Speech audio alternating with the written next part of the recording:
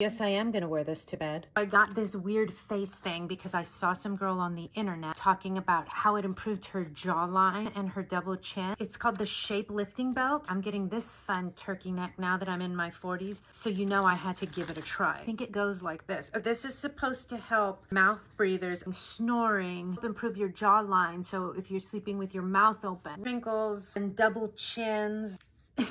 If you guys have those things and you want to try this thing, I can link it below.